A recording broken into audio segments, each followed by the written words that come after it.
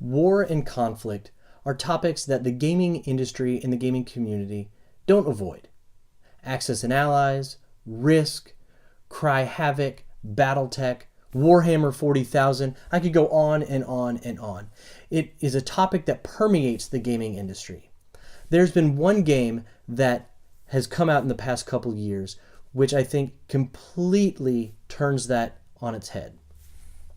It's a small box game by Cool Mini or Not called The Grizzled. When I picked this game up at Gen Con a couple years ago, I wasn't really expecting a whole lot. It was, I think, $20, and it was really a gift for my wife because she's a World War I buff. The more and more I researched this game, the more I fell in love with it. This game was designed by Fabien Raffaud and Juan Rodriguez. Other members of the design team had ancestors who fought in World War I, some of whom are actually characters in this game. The point of this game is to show that brotherhood and friendship can get you through hard times, and no time was harder for those men than were in the trenches during World War I. There's even a page in the rulebook which tells exactly what the designers were trying to convey through their game design, which only proves my point that this, I think, takes gaming as an art form to the next level. The art, which is absolutely stunning, was also done by someone who was killed in the Charlie Hebdo attacks in Paris a few years ago. And this, from what I understand, was his last project before he died. That only takes this to the next level for me. We're going to go through, we're going to show you some of the rules and mechanics of the game, and then we'll have some final thoughts. To set up for the Grizzled, everyone will first get a support token series. So everyone will get a left and a right. So all three players in this scenario are going to get a left and a right. And then they'll get a randomized one from the stack, from the remaining stack. So here, this one supports 2 on the right, 2 on the left, and then there's some other just additional left and right ones. Those come into play as we move forward and make sure we make through missions. So everyone's also going to choose a character. Felix Moreau, Lazare Botticelli, Anselme Perrin, and these are characters. There's 3 of the 6 characters, some of which were real people who fought in World War I, and some are ancestors of some of the people involved in the game design itself. We have the peace card and the monument card. These are important because these are also, this is where the trials deck is going to be placed, as well as the reserve cards. So that's going to be right here. First and foremost, we have a simple card like this, which shows here's a trial of gas and also night. Here's one that's daytime, but it also has the trial of noise and shelling. And this one is the trial of gas and snow, but it's also a trap, which means that we're going to have to flip over another trials card. There are these, which are these hard knock cards, anything with this. And these are detrimental to any player.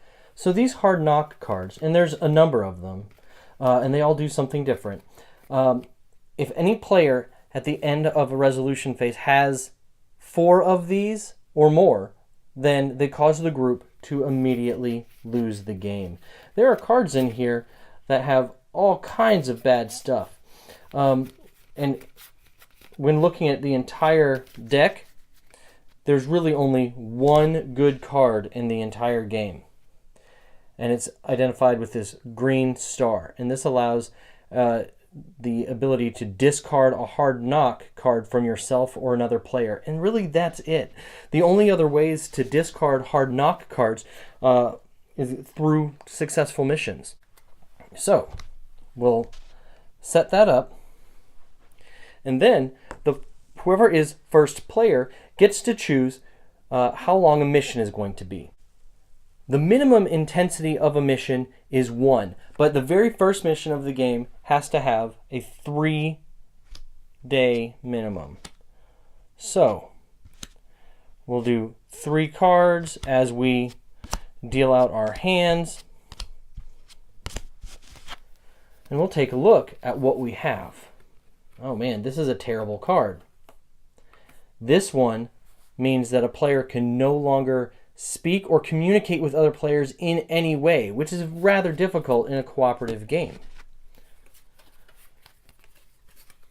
You have some pretty difficult things already. There are a few ways to get rid of bad things in the Grizzled. The first is speeches. As for a first player, when you pass the first player marker, you then take a speech.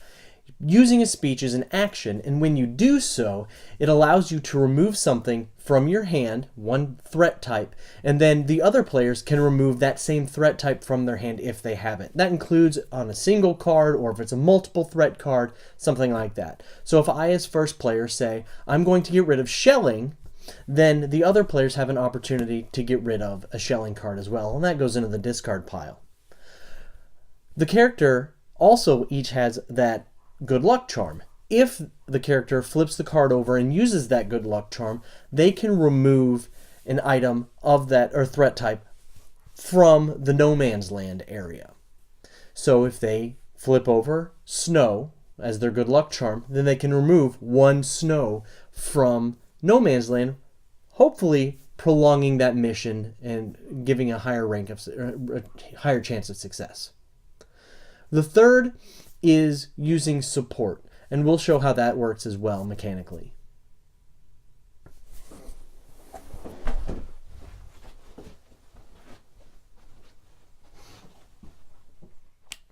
So how a game proceeds, how a round proceeds, is a player has to take something and play it in front of them or in the row. And at that point, like this trap card, another thing would have to come up. Another card would have to come out of that trials deck. So right now, we have noise, shelling, and 2 snow. If anyone plays another snow, then the round ends. It's 3 of any type of trial. So that's really what we're trying to avoid. When we look at this, that's good news. This card can be played. So now there's 2 noise and 1 rain. And this third player takes a look at this. If this card is played, it'll be the 3rd noise or the 3rd snow, and that's over. So we can play gas at night. And the round continues until everyone has done everything. If we look at this hand, this snow would cause them to lose, but then if they played this hard knock in front of them, then this also counts as a noise for that row. So this player would have to say, I withdraw. So they would take their 2 cards, they'd keep it in their hand, put it face down in front of them. This player could take a look and say, well, I could play this because it's daytime, it's gas and shelling. You can put that down. This player knows they can't play this, but then they decide to play this hard knock in front of themselves. This player has already withdrawn. This player can play this trauma in front of them. So now there's 2 hard knocks out there. And this player, who has this terrible card, decides, I'm going to put that face down in front of me and withdraw. At that point, the third player over here would have to withdraw, and it's considered a successful mission, even though there were some things that went wrong. There were the hard knocks, and people still have cards in their hand. When a player withdraws, they choose one of the 3 support tiles that they had at the beginning of the game, and they secretly choose it and put it face down as well. So every player, let's say, would have their secret support already chosen. When that support is flipped over, So this player chooses to support the person on the right, this person chooses to support the one on the left, and this person chooses to support the one on the right. So whoever has the most support at the end of that round gets to either get their good luck charm back, or they can eliminate up to 2 traumas, or 2 hard knocks. This one has a hard knock, so this one is discarded back to the box.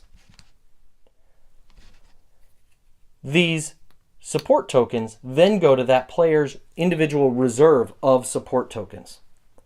If the mission was successful, the mission leader gets to take one of these speeches, which can be used as an action in a later round. Then all of the cards that are in the no man's land row are then discarded. If the mission was a failure, then the only support tiles that were effective were the ones that were already in play before the failure happened.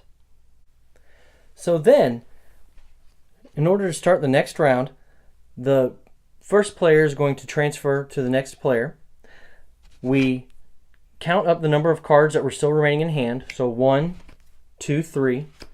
And we transfer that from this pile to the trials pile to a minimum of 3. So if there's only 1 card in hand, we still have to transfer 3 cards. So as you can see, that could quickly accumulate and become very, very bad in a cooperative game. This continues until the armistice is signed, and that's when this trials pile is completely gone and no players have any cards in their hand, and that means peace has been achieved. Or the defeat condition, when all of these cards go out.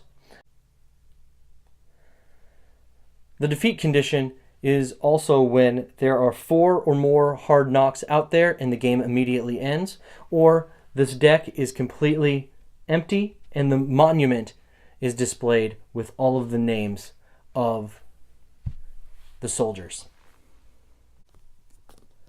So there you have it. That's the Grizzled. It really is a fun game. It's not meant to be a downer by any stretch of the imagination. It really is enjoyable. You can feel the stress and the tension. It's exactly what the designers were trying to deliver, and I really think it hits that on the head, which is why this is in my top 10 games of all time. I highly recommend it. Go pick it up, check it out, and let me know what you think.